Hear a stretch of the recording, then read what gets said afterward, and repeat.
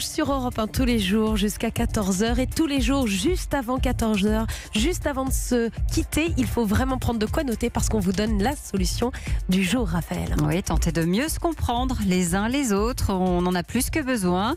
Et à l'occasion de la journée de la laïcité, Elisabeth Assayag, une initiative, un grand livre sur la laïcité pour les collectivités notamment. Absolument, ce livre c'est le livre géant de la laïcité, c'est plus qu'un livre, hein. C'est un grand livre, outil pour mieux faire passer le message de ce qu'est vraiment la laïcité. Et il est plus que jamais indispensable d'en parler, de l'expliquer, car chaque jour, une trentaine de cas d'atteinte à la laïcité remontent, par exemple, au ministère de l'Éducation nationale. Alors, comment expliquer la laïcité et surtout, comment montrer que la laïcité, par exemple, protège les religions?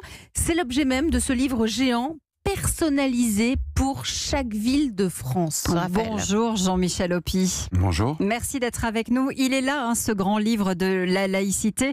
Je l'ai dans les mains si vous nous suivez sur europe1.fr. Vous êtes à l'initiative de ce livre géant. Comment vous est venue l'idée de consacrer un livre entier à la pédagogie de la laïcité ? L'idée m'est venue suite aux attentats de Charlie où je marchais dans Aix avec plusieurs milliers de personnes.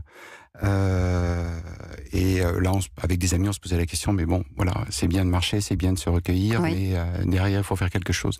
Et moi, la réponse que j'ai apportée, enfin que j'essayais d'apporter, c'était de parler de la laïcité. Et pour ce faire, donc j'ai décidé de créer un livre.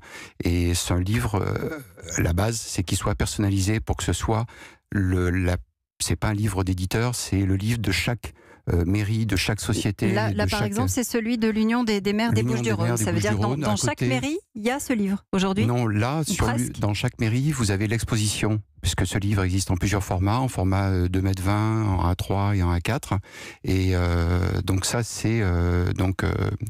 vous avez le livre et vous avez l'exposition qui tourne dans les 119 mairies des Bouches-du-Rhône. Elisabeth ? Alors, en quoi est-il différent d'une ville à l'autre ? Vous prenez quoi en compte pour en faire un pour les Bouches-du-Rhône, un autre pour celui qui est à Anissa, qui est pour les offices HLM, je crois. Pour les offices HLM, Qu'est-ce qui les différencie ? Il y a un message différent ?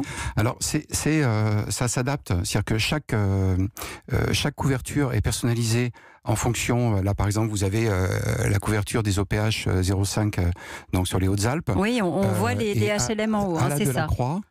Dans l'esprit de la Croix, vous avez Briançon, Gap, Tallard, Embrun, plus le siège de l'OPH 05. À l'intérieur, vous avez un édito et un texte dédié à la région ou à la mairie ou à l'entreprise. Oui. En l'occurrence, ils sont complètement différents. Là, c'est pareil, on a le nom des villes, effectivement, des Bouches-du-Rhône, par exemple, qui est inscrit sous le dessin, sous la peinture. Là, je prends par exemple un autre exemple que là j'ai dans les mains, c'est une association qui s'appelle Apart Studis, les quartiers latins, où donc vous avez la couverture où on voit Paris et à l'intérieur, Marseille, ça change quelque chose. Et à l'intérieur, là, sur l'édito, vous avez un édito en français et en anglais, avec un remarquable édito de la direction d'Apart Studis qui dit donc c'est des résidences pour les jeunes travailleurs et les étudiants.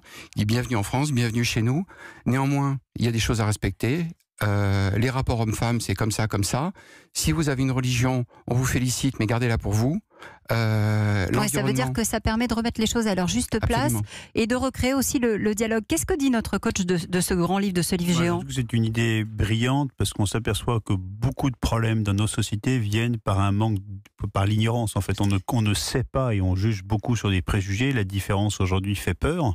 Et je trouve que tout ce qui permet d'apporter des éléments simples et pédagogiques pour apprendre à mieux vivre ensemble, c'est absolument remarquable. Et moi, en parcourant là le livre à l'instant, par exemple, l'article 2 de la loi de 1905, je ne le connaissais pas. Il me surprend même quand on dit la République ne reconnaît, ne salarie ni ne subventionne aucun culte. Je ne sais pas si c'est encore vrai. Oui, sauf il y a quelques particularités, notamment en Alsace-Moselle. Donc je trouve que tout ce qui permet de faire que nos différences soient une chance pour nos sociétés. Elisabeth, vous le vendez aussi aux entreprises ? Bien sûr, vous avez par exemple EDF qui va démarrer une grosse opération EDF Méditerranée qui va le donner à tous ses salariés à la rentrée. Le groupe Lavarap, pareil. Vous sur fixez les 4000 un cadre en quelque sorte. On fixe un cadre et surtout, pour rajouter à ce que disait le coach, c'est la notion de respect qu'on essaye de faire passer. La notion de liberté, la notion de respect, qui est plus qu'une loi, qui doit devenir une philosophie. Et je pense qu'on en aurait bien besoin en ce moment. Le livre géant de la laïcité, la journée c'est dimanche. Et là, c'était la semaine anniversaire de la loi 1905. Merci Jean-Michel Aupi d'être venu nous en parler. On dit à bientôt à notre coach Augustin. Nous, on se dit à lundi, Anissa et Elisabeth. Nous parlerons de la dynamisation, de la redynamisation des centres-villes.